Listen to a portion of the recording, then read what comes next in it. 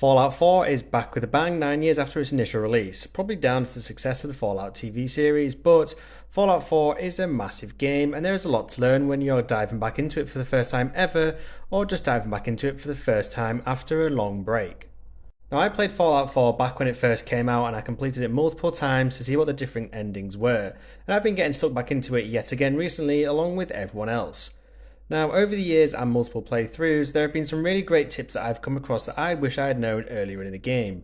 So that's what I'm going to do and go over in this video, in the hope that it helps you guys out. So without further ado, let's go ahead and get stuck in. Now, first up, let's talk about supply lines. So whether you're just looking for a better way to store all of your resources, or if you're planning to return the wasteland to its former glory, supply lines are an absolute must for you and your settlements. So what are they? Well, supply lines connect all of the settlements you've helped together, and this allows you to share workshop inventory space between the lot of them. For example, you could place a bunch of resources in one workshop at one settlement, say Sanctuary Hills, and then access it in another settlement's workshop across the other side of the map without having to carry it all the way there yourself. And if that doesn't sound good enough for you, then how about the people you assign to different supply lines being able to help you out when you find yourself in a spot of bother? The more supply lines you create, the safer your travels throughout the wasteland will be, because these people will be patrolling it a lot. And you can also spot these people on your travels and give them resources to clear up your inventory, and then you'll be able to access these at a connected settlement later on. Now, in order to set up a supply line, you need to have the local leader perk, which is part of the charisma perk tree.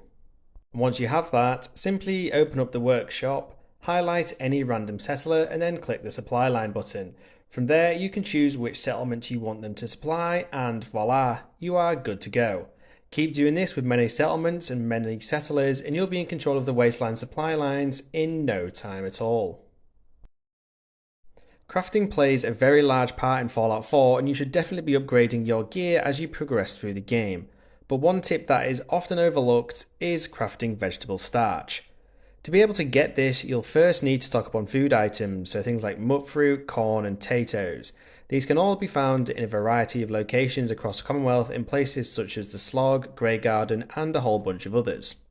These three food items, as well as purified water, can produce vegetable starch at any cooking station, so it's pretty simple to get your hands on a bunch of that.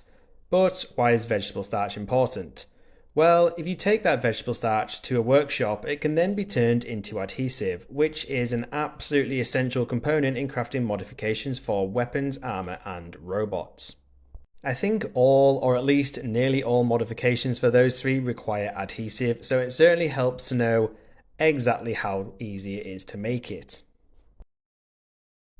So let's talk about money. One of the best ways to get a steady stream of income, and yes, that pun was fully intended by the way, is to build water purifiers in Sanctuary early on in the game, because there is a good amount of water there.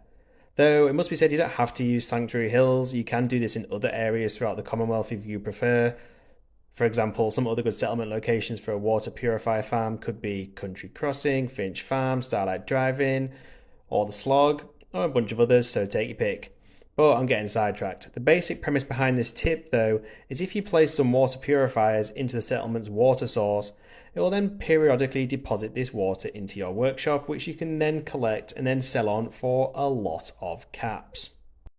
You can then use these boatload of caps for buying some super rare and expensive items from various vendors throughout the Commonwealth. So settlement building in Fallout 4 might not be everyone's cup of tea, but you should certainly get to a point where you can make stacks of caps of purified water, because it will certainly help you everywhere else in the game. So make sure you set that up and then keep going back to a nearby settlement workshop after every couple of quests, assuming you've set up supply lines from earlier, and then gather that purified water and sell on to NPCs. You'll become rich and you can buy whatever the hell you want. Also, another reason for coming back every now and again to collect this water from your settlement to then sell on is because the more purified water your settlement holds, the slightly more likely it is your settlement will be attacked by raiders, and we don't want that, do we? Another small but simple tip here, and this one is around looting, specifically around enemies with guns. Now, when you've cleared out a location full of enemies or just when you've killed a bunch on your travels, make sure you're not only looting their ammo, but also make sure to loot their weapons alongside them. Why? Well, because enemy weapons will have ammo stored in them, so if you're just ignoring the weapon because perhaps you've already got that weapon or perhaps you have a better version of it, you're also missing out on tons of ammo. And ammo can be costly and slightly rare to come across in a game like Fallout 4. So be sure to loot all of the weapons you find along the way. You can then get rid of said weapon later on without actually losing the ammo you managed to get from it. It works really well for weapons like submachine guns and stuff like that. But all weapons can store a lot of ammo in them, so collect every single one along the way.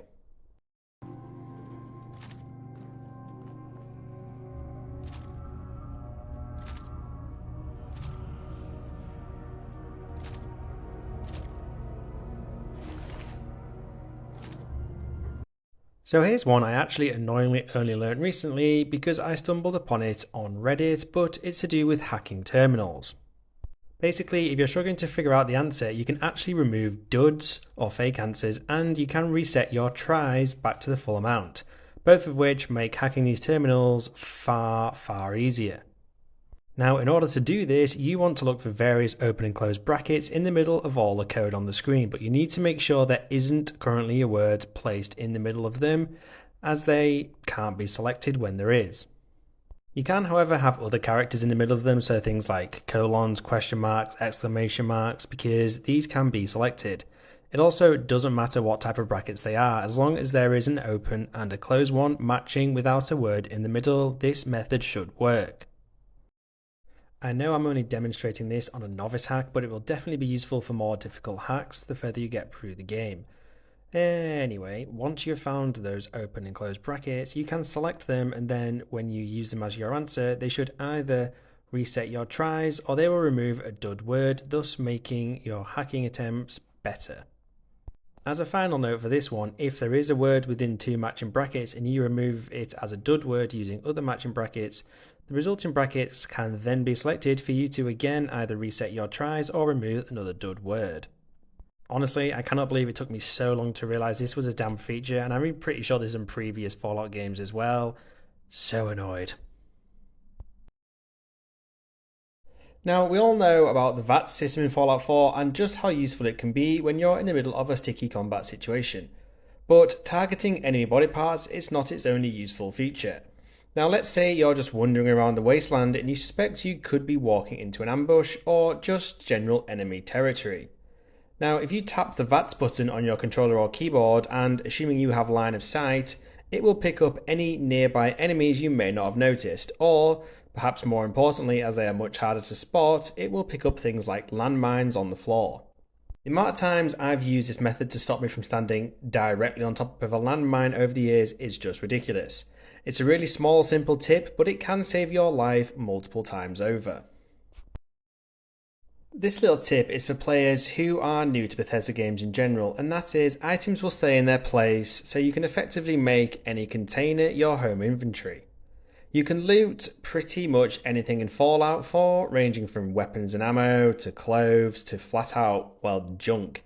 And it can get a little bit overwhelming when you're pretty new to the game and you're trying to figure out what you want to keep and what you want to use later on and what is just junk and not worth anything. But something you should know is that you can store stuff in pretty much any container, go about your business, say complete a bunch of quests, even on the other side of the map if you want to, come back to it, and all of those items will still be there waiting for you no matter how long you've been away. I will add to this though, make sure you store those items in an area you actually visit a few times, like a settlement, because otherwise you'll obviously forget about where you've put them. Speaking of items and junk, just because an item looks totally useless doesn't mean it is. Pretty much every item in Fallout 4, especially junk items, can still serve a very important purpose. These items can get you things like ceramic, wood, springs, fiberglass screws, steel, plastic, oil, and so on when you scrap them. And those things certainly ain't junk now, are they? And to go with this, you may decide to unlock the Scrapper perk because it will allow you to gain a much wider variety of components when scrapping not only junk, but other items like weapons and armour as well. It's something I'd wish I'd known earlier on when I first played Fallout all those years ago, because it would have made settlement building and crafting far easier had I started scrapping these junk items earlier on rather than just totally ignoring them, thinking they were useless. Now, if you're a fan of the Lone Wanderer perk for its perks, so things like increased damage, increased resistance, and increased carry weight when going it alone, it's worth noting that dog meat doesn't actually count as a companion, so you can still get all of the benefits of the Lone Wanderer perk and take dog meat with you if you so desired. I get it kind of defeats the point of going it alone, but it's a good tip to know nonetheless if you want dog meat to go around with you and just hold enemies so you can shoot them in the face. With this being a Bethesda game, I feel like I need to include this one regardless. Guys, save your game constantly. This game will occasionally glitch and crash out, and you'll lose a bunch of progress. It'll only take you a few seconds to make that save, so after every few minutes or once you've done something, just save, because it is frustrating as hell when you lose progress because the game has crashed out. And the next generation update hasn't made it any more stable.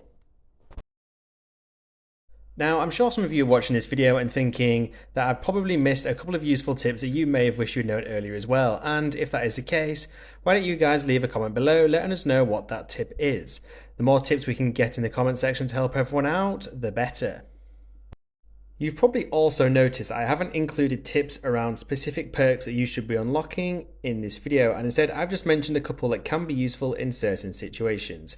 And there is a pretty good reason for that. And the reason being, every player takes a different approach to Fallout 4, so they might prefer some perks over others, and that is why I have included them in here.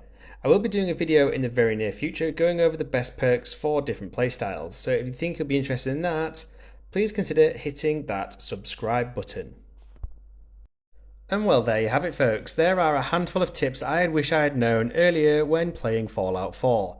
I hope you found this video useful, and if you're still here, it would be totally awesome if you could support my channel by hitting those like and subscribe buttons. You can now become a channel member as well, and as always, thank you for watching this video, and I will catch you in the next one.